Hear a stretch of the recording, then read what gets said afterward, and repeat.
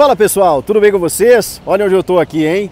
Palmeiras vence com muita tranquilidade, vai disputar mais uma final. Por outro lado, o Corinthians perdidaço, mais uma eliminação e o Wagner Mancini demitido. Chega mais, eu sou o Chico Garcia, inscreva-se no canal, hein? E vamos juntos.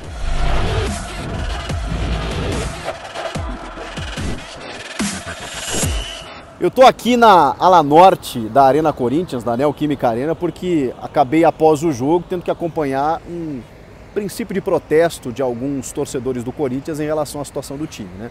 Mas a gente chega lá, foi só para situar vocês de onde eu estou. O Palmeiras venceu com muita tranquilidade, mas muita tranquilidade. O primeiro tempo, então, era para ter sido muito mais do que apenas 1-0. O segundo gol vem na segunda etapa e mesmo que o Corinthians tivesse lá um pênalti desperdiçado pelo Luan, vejam só, nem o Luan conseguiu fazer, né, aquilo que... Enfim, ele até não é um batedor de pênalti exímio, né? Mas, enfim, tinha a bola do jogo para tentar botar o Corinthians de volta na partida e nem isso aconteceu. Deu tudo errado. Deu tudo errado para o Corinthians, erros de passes assim a todo instante. A escalação mantida, né, pelo Wagner Mancini diante daquele cenário, apenas com o Mandaca na vaga do Fagner, que contraiu a Covid-19. E o Mandaca parece que sentiu um pouco o jogo. Por outro lado, a defesa corintiana sofreu muito com o jogo muito rápido do Palmeiras, né? O Palmeiras tem um jogo de transição que é muito veloz para apostar na velocidade do Rony, especialmente, e na inteligência do Luiz Adriano, e a defesa corintiana não conseguiu suportar isso. Para vocês terem uma ideia, o primeiro gol é uma falha quádrupla de todos os defensores do Corinthians. Porque a bola chega na direita com o Rafael Veiga, o Piton não consegue dar o combate, depois o Raul erra no chute do Rony, a bola passa pelo Gemerson e o Mandaca não acompanha quando o Vitor Luiz faz o gol. Então você tem, quando o Corinthians era atacado, ele tinha praticamente uma linha de 5. Por quê? Porque ele tinha os 3 zagueiros, né, o João Vitor, o Raul e o Gemerson, com o Mandaca que descia e o Piton também. Era assim que o Corinthians se postava quando era atacado. Só que quando o Palmeiras perde a bola e recupera rapidamente, ele pega a defesa totalmente desorganizada. E aí o Piton ficou correndo atrás do Veiga e no cruzamento ninguém chegou. Isso é falta de posicionamento, de estrutura tática, que o Corinthians não tem e o Palmeiras, pelo outro lado, tem muito, né? Porque os jogadores sabem muito o que fazer.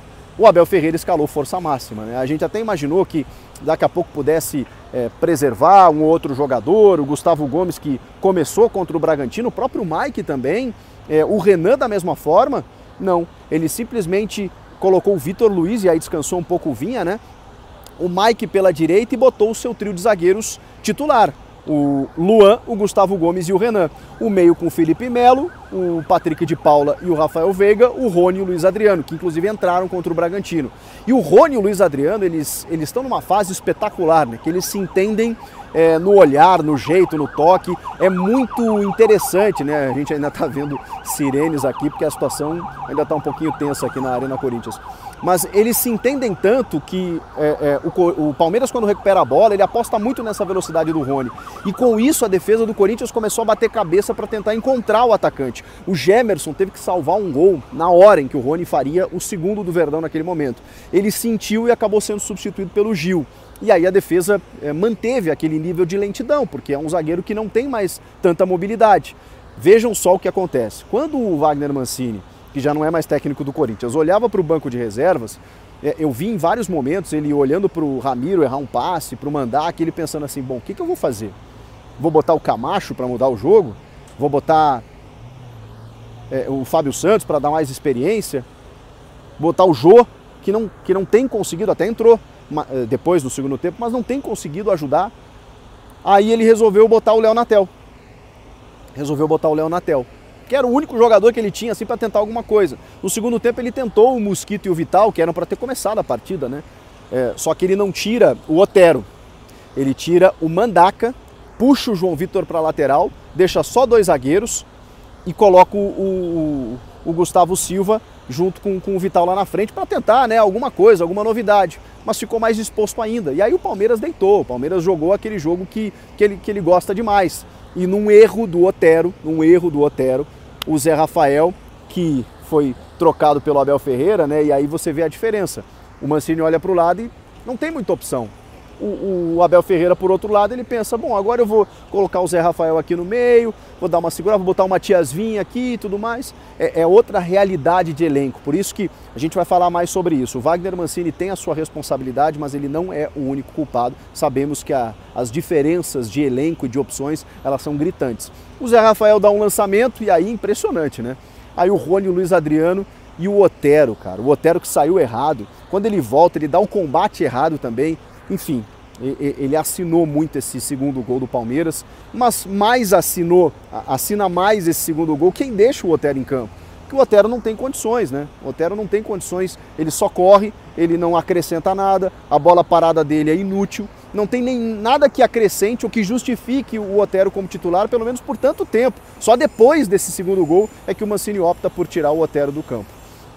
Enfim, o Corinthians mais uma vez apático, o Corinthians completamente dominado pelo rival, de fora de mais uma competição, já tinha passado um fiasco na derrota para o Peñarol, naquela goleada por 4-0, caído da Sul-Americana, vai fazer 2 jogos agora protocolares, não sei como, né? Os caras vão jogar, enfim. Bom, vai vir um novo treinador, talvez utilize essas partidas para fazer alguns testes, porque vem aí o Campeonato Brasileiro.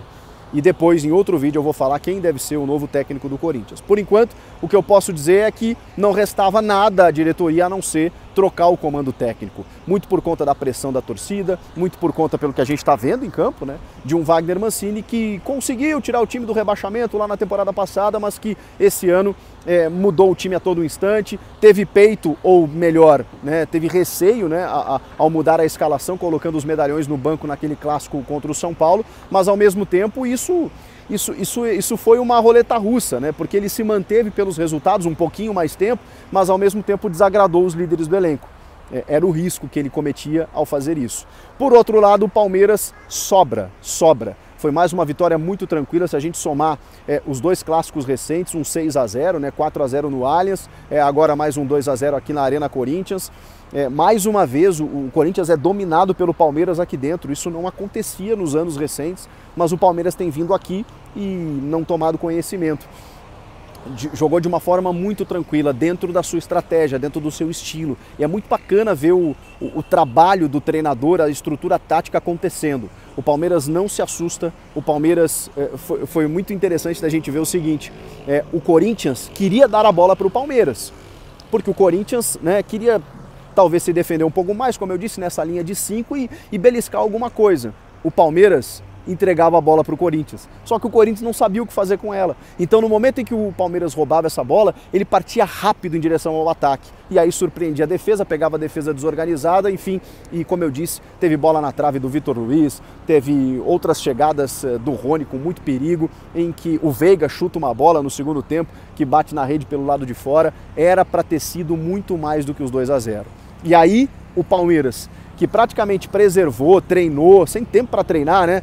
Utilizou várias escalações, vários jogadores durante o campeonato estadual, chegou onde importava, que era um derby na semifinal, valendo vaga na decisão, e conseguiu a classificação. Vai disputar mais uma final, o atual campeão paulista, vai decidir o título e aí de quebra elimina o rival e provoca a demissão do técnico rival. É mole? É assim que está o palmeirense nessa noite de domingo, comemorando, e tem que comemorar mesmo, porque o time sobrou aqui em Itaquera. O que vocês acharam do jogo? Comenta aqui, quero ouvir vocês. Inscreva-se no canal, eu volto na próxima. Tchau!